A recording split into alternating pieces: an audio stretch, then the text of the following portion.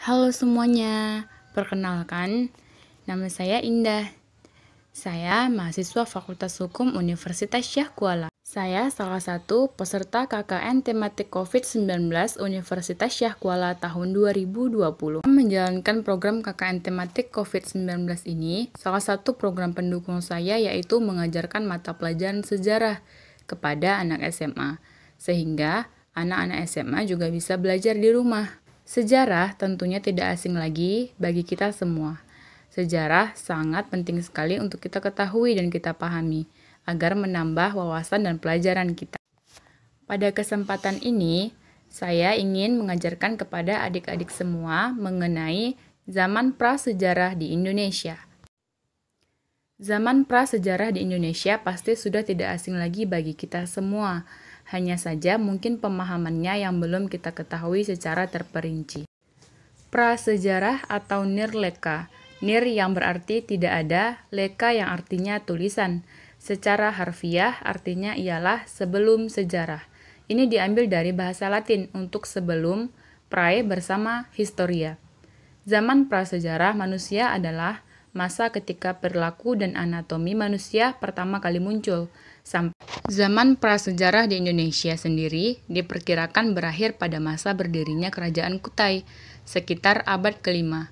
Dibuktikan dengan adanya prasasti yang berbentuk yupa yang ditemukan di tepi Sungai Mahakam, Kalimantan Timur. Baru memasuki era sejarah. Karena tidak terdapat peninggalan catatan tertulis dari zaman prasejarah, keterangan mengenai zaman ini diperoleh melalui bidang-bidang seperti paleontologi, astronomi, biologi, geologi, antropologi, arkeologi. Dalam artian bahwa bukti-bukti prasejarah didapat dari artefak-artefak yang ditemukan di daerah penggalian situs prasejarah. Secara umum, masa prasejarah Indonesia ditinjau dari dua aspek, berdasarkan bahan untuk membuat alat-alatnya, terbagi menjadi zaman batu dan zaman besi, serta berdasarkan kemampuan yang dimiliki oleh masyarakatnya, telah menjadi masa berburu dan mengumpulkan makanan, masa bercocok tanam, dan masa perundagian. Yang pertama, zaman batu. Zaman batu terjadi sebelum logam dikenal dan alat-alat kebudayaan terutama dibuat dari batu, di samping kayu dan tulang. Zaman batu ini diperiodisasi lagi menjadi 4 zaman, yaitu zaman batu tua, yaitu Paleolitikum, yang kedua zaman batu tengah, yaitu Mesolitikum, yang ketiga zaman batu muda, yaitu Neolitikum, dan yang keempat zaman batu besar, yaitu Megalitikum.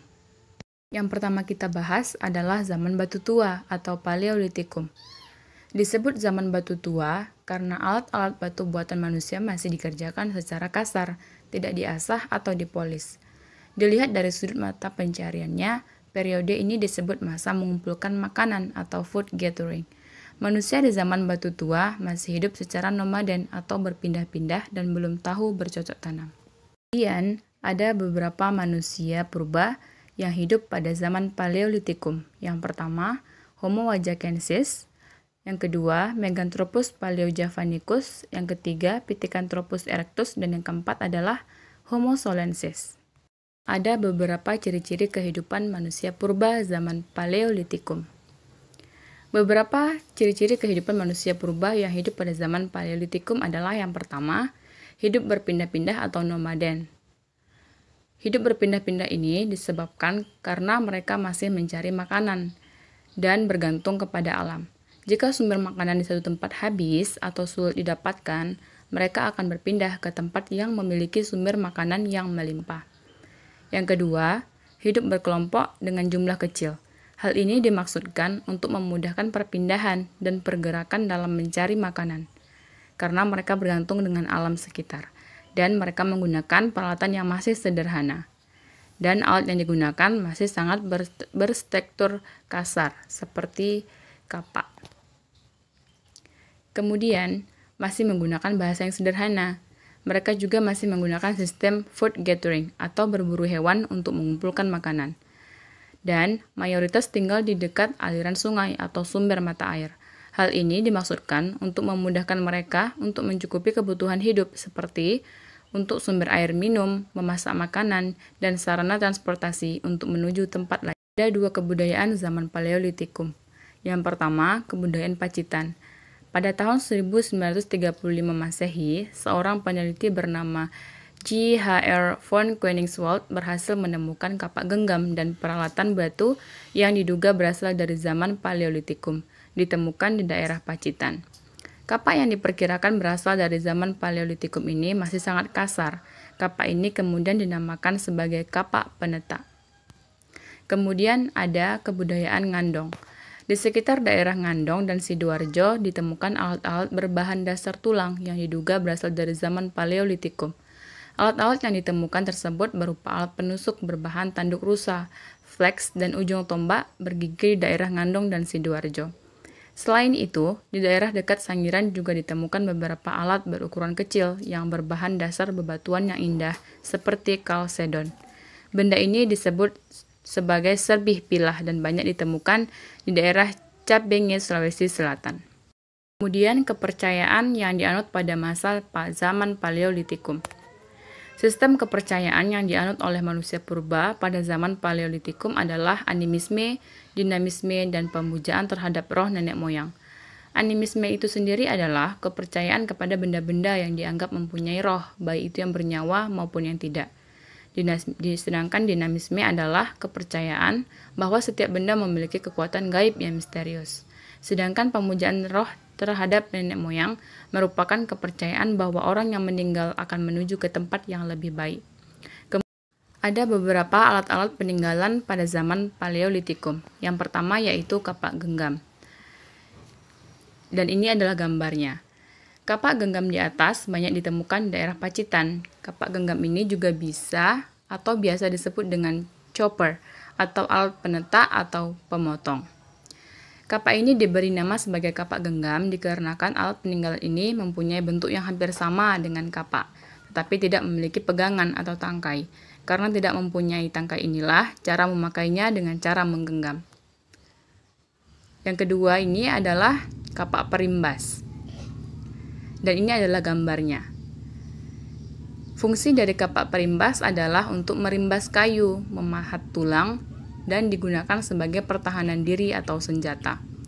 Kapak perimbas ditemukan di daerah Pacitan, Jawa Timur, Gombong, Jawa Tengah, Sukabumi, Jawa Barat, Lahat, Sumatera Selatan, dan Goa Chow Kotin, Beijing.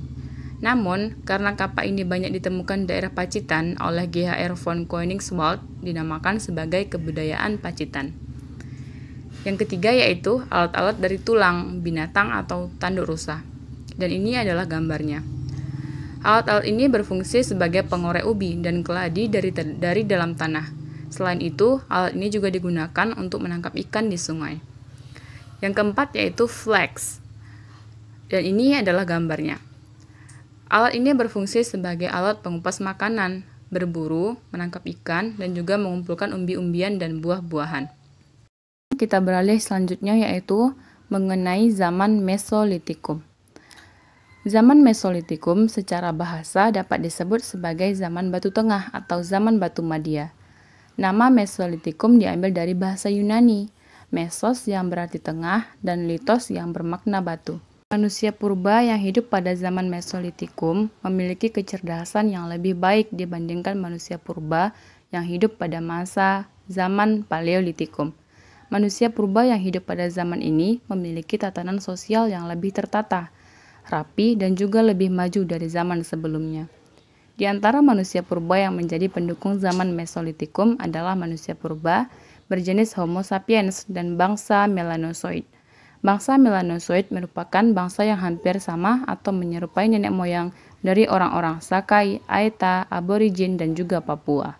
Ada beberapa ciri-ciri yang menandakan zaman Mesolitikum. Yang pertama, manusia purba yang hidup pada zaman ini sudah tidak lagi menggunakan sistem nomaden atau berpindah-pindah tempat. Mereka sudah memiliki tempat tinggal semi permanen di gua-gua dekat dengan pantai atau biasa dinamakan dengan Abris South Roch. Yang kedua, manusia purba yang hidup pada zaman ini sudah mempunyai kemampuan untuk bercocok tanam meskipun masih menggunakan alat yang sangat sederhana. Kemudian, mereka juga sudah mampu membuat kerajinan seperti gerabah. Kemudian, manusia purba yang hidup zaman ini juga menggunakan sistem food gathering, mengumpulkan makanan, meskipun mereka sudah mulai mengenal cara bercocok tanam. Kemudian alat-alat yang dihasilkan untuk memenuhi kebutuhan sehari-hari hampir sama atau menyerupai alat-alat yang digunakan pada zaman Paleolitikum, yakni alat-alat yang terbuat dari batu dan masih kasar. Ada beberapa peninggalan kebudayaan pada zaman Mesolitikum. Yang pertama, Abris Sausroch. Seperti inilah gambarnya. Abris Sausroch merupakan gua yang menjadi tempat tinggal bagi manusia purba yang hidup pada zaman Mesolitikum. Kemudian yang kedua, yaitu Jokkenmondinger, dan seperti inilah gambarnya. Jokkenmondinger merupakan istilah untuk sampah dapur yang berasal dari bahasa Denmark, yaitu jokken yang berarti dapur dan modding yang berarti sampah. Jadi, Jokkenmondinger merupakan sampah dapur yang terbentuk dari fosil berupa timbunan atau tumpukan kerang dan siput yang mencapai tinggi sekitar kurang lebih 7 meter di sepanjang pantai timur wilayah Sumatera. Kemudian ada kebudayaan tulang dari Sampung. Yang selanjutnya ada kebudayaan Bachon Hwabin.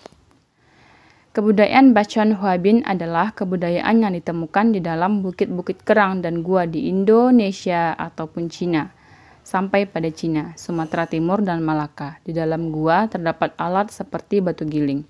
Kemudian ada kebudayaan Toala. Kebudayaan Toala sebagian besar membuat alatnya dari batu yang menyerupai batu api dari Eropa, seperti kaleson, jaspis, obsidian, dan kapur. Dan ada beberapa alat-alat peninggalan pada zaman Mesolitikum. Yang pertama, pebble Sumatera. Seperti inilah gambarnya. Pebble Sumatera ditemukan oleh P.V. van Steenkalenfels pada tahun 1925 Masehi. Ia melakukan penelitian di Bukit Kerang dan akhirnya menemukan kapak genggam Sumatera ini. Kemudian ada Hatch Hecord.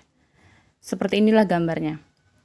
Hatch Hecord atau kapak pendek juga ditemukan oleh dokter yang sama dalam Bukit Kerang. Panjang kapak ini lebih pendek daripada kapak genggam Sumatera atau pebble, oleh karena itu disebut sebagai kapak pendek. Yang ketiga yaitu pipisan. Pipisan merupakan batu-batu penggiling beserta dengan landasannya. Batu ini digunakan untuk menggiling makanan dan menghaluskan cat merah yang berasal dari tanah merah. Yang selanjutnya yaitu pada zaman Neolitikum. Zaman Neolitikum merupakan zaman batu muda. Zaman ini terjadi sekitar 1500 tahun yang lalu. Pada zaman ini, kebudayaannya sudah mengalami banyak perkembangan dan berevolusi daripada zaman sebelumnya. Pada zaman ini, manusia purba mulai terjadi perubahan perilaku, perubahan mata pencarian, dan perubahan gaya hidup. Perubahan-perubahan tersebut dapat kita lihat dari kebudayaannya, seperti alat batu sudah diasah dan diperhalus, sudah mulai bercocok tanam secara permanen, dan mulai memproduksi keramik. Manusia purba yang menjadi pendukung kebudayaan zaman Neolitikum adalah Homo sapiens. Dan kita membicarakan mengenai kepercayaan manusia purba pada zaman Neolitikum. Pada zaman Neolitikum, masyarakat purba sudah mengenal alam gaib. Di antara kepercayaannya adalah mereka percaya jika manusia sudah meninggal, masih meninggalkan roh yang tidak akan pernah lenyap. Kepercayaan ini dapat dilihat dari cara perawatan mereka pada upacara pemakaman. Mereka membekali orang-orang yang sudah meninggal dengan kebutuhan sehari-hari, seperti alat-alat untuk makan, minum, dan memasak. Semua pembekalan itu ditujukan agar arwah yang sudah meninggal dapat pergi dengan tenang. Dan ada beberapa ciri-ciri yang terjadi pada zaman Neolitikum. Yang pertama, peralatan yang digunakan sudah diberi tangkai dan dihaluskan. Yang kedua, alat yang digunakan antara lain adalah kapak persegi dan kapak lonjong. Pakaian terbuat dari kulit kayu dan kulit binatang. Perhiasan di zaman ini terbuat dari kulit kerang, terakota, dan batu, dan mulai bertempat tinggal secara permanen atau menetap. Kemudian memiliki kemampuan bercocok tanam, memproduksi makanan sendiri atau food producing, dan menganut sistem kepercayaan animisme dan dinamisme.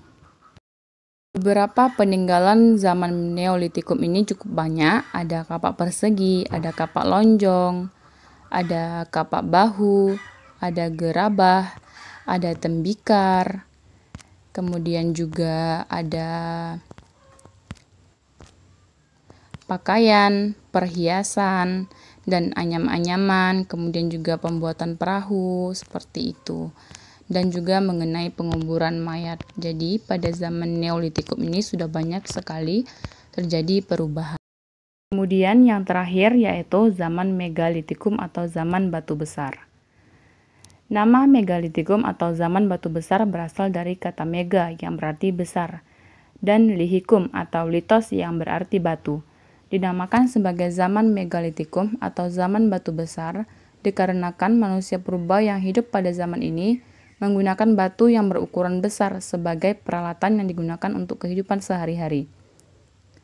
Kemudian ada beberapa ciri-ciri pada zaman Megalitikum, seperti manusia purba yang hidup di zaman ini telah mengetahui sistem pembagian kerja, terdapat pemimpin atau kepala suku dalam satu kelompok, mulai memanfaatkan logam untuk kehidupan sehari-hari, sudah menerapkan sistem food producing atau bercocok tanam, kemudian mulai menerapkan norma-norma yang berlaku, dan menerapkan sistem hukum rimba atau primus inter pares, yakni memilih yang terkuat dari yang paling kuat.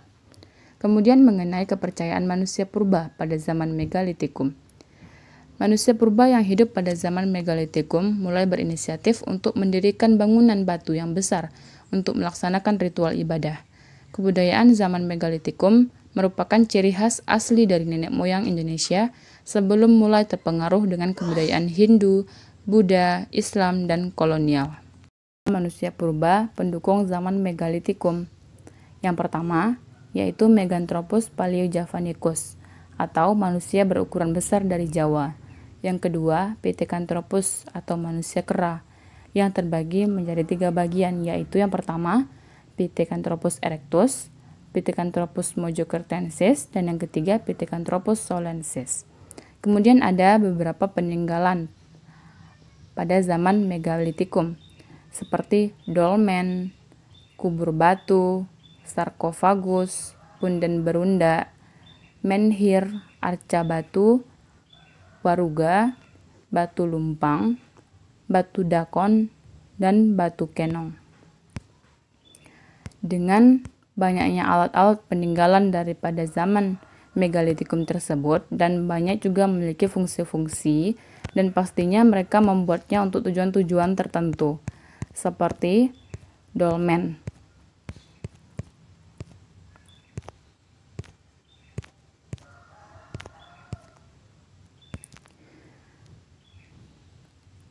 Dolmen merupakan bangunan yang terbuat dari batu berbentuk besar, pipih, dan horizontal. Bangunan ini digunakan untuk tempat sesaji dan tempat pemujaan terhadap roh nenek moyang. Selain itu juga berfungsi sebagai penutup sarkofagus. Ada beberapa situs Megalitikum di Indonesia.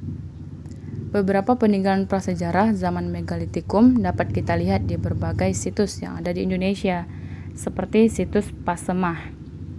Situs Pasemah berada di kawasan dataran tinggi Pasemah, Pegunungan Bukit Barisan, Sumatera Selatan. Di situs ini terdapat 2 batu yang mencolok. Batu pertama berbentuk manusia yang memiliki tubuh tambun sedang membungkuk dan kepalanya menghadap ke depan dengan posisi kepala agak menengah. Kemudian ada situs Gunung Padang. Situs Gunung Padang merupakan situs prasejarah zaman Megalitikum terbesar di Asia Tenggara yang terletak di Kabupaten Cianjur, Jawa Barat.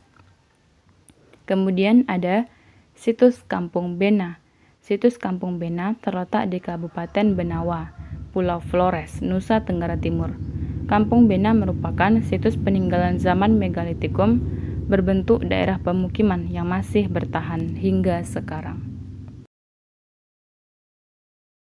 Baiklah, cukup sekian materi pelajaran sejarah kita hari ini yang membahas mengenai sejarah zaman prasejarah di Indonesia dan bagaimana pembagian-pembagiannya dan alat-alat peninggalan yang ada di Indonesia.